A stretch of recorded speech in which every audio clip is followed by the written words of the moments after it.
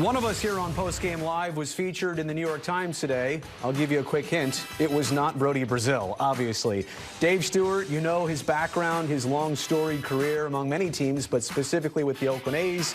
He got into the business side of baseball as an agent, also worked as a general manager of the Diamondbacks. So he's seen all sides of it, and now Stu could potentially become an owner of a new Major League Baseball team that would be located in Nashville. They've already got a name, a logo. The Nashville Stars is something that could be on the horizon. So, Stu, I want to ask you some questions, things that I might know a little bit of the answers to, but I want to help clarify it to our viewers in the A's fan base. First off, you're not trying to take the Oakland A's. That is a bit of a confusion here. No, I am not trying to take the Oakland A's.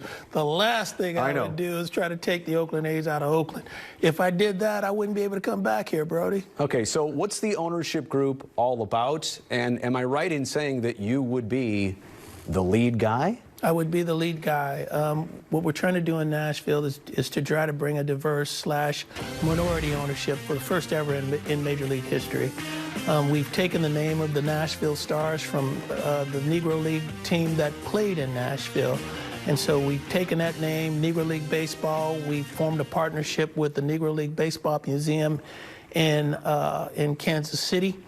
And so what we're trying to do is to be the first minority / diverse owned baseball team. You have a stadium site, and what do you do about the AAA Nashville Sounds, and how does all that stuff go? We do have a stadium site. We're currently in conversations with the TSU, Tennessee State University. It's a historical black college and university in Nashville, in North Nashville. There's 140 acres of land that we plan to do a mixed-use development, similar to what I wanted to do here at the Coliseum.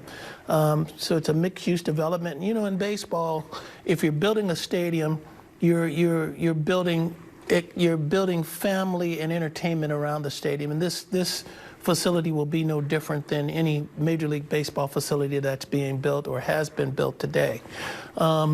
We do have an entertainment venue connected to the baseball venue. And by the way, it's a 42-seat stadium. 42,000? 42,000 seats in celebration of Jackie Robinson. Oh, wow. So we're commemorating Jackie Robinson with this stadium. But the venue, the entertainment venue portion of it is a 25,000-seat venue that can expand to 50,000 seats.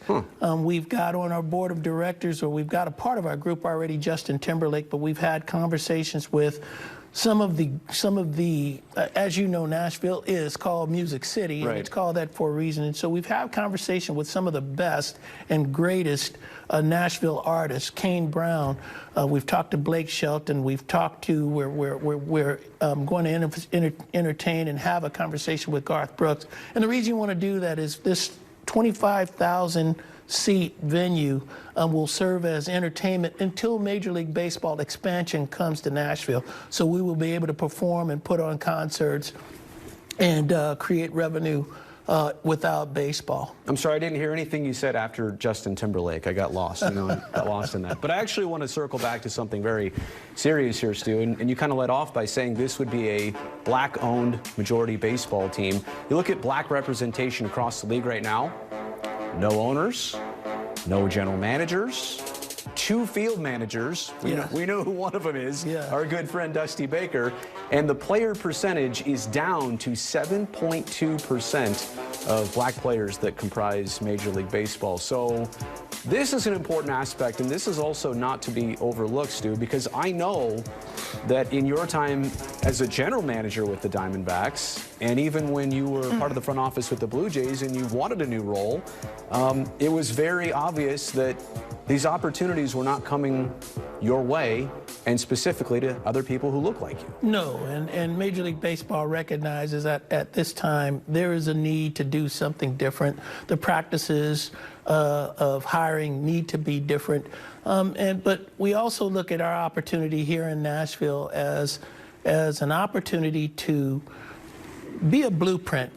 Baseball is a sport of what I call flavor of the week or flavor of the month. You know, it started off with analytics, and all the teams are doing analytics and having different parts of analytics in the game. And the game changes according to what is popular at that time. So what we'd like to do at Nashville is build an ownership group, one, black ownership, diverse ownership, but our hiring practice will be very different than what we're doing. So we'd like to be a blueprint for what Major League Baseball should be doing with their hiring practices and how they go about their business in the game of baseball. But we also have to remember that baseball is a sport that bridges humanity. That's what the sport is about. How are you going to keep this job if that one comes to light? Well, Brody, shoot. Am I reading the tea leaves here? I'm going to have to bring you with me, Brody. Oh! I'm Bay born and bred, Stu. You know I'm going to be living at Howard Terminal. You're going to have to yank me away from Howard Terminal. Do our own show. Just saying. And I also want to tell you this as we go to break, Stu. There's been a lot of talk about other things you could do in the baseball world, getting back into a front office. This would be a legacy project for you personally to be part of creating a brand new MLB franchise. We're back right after this.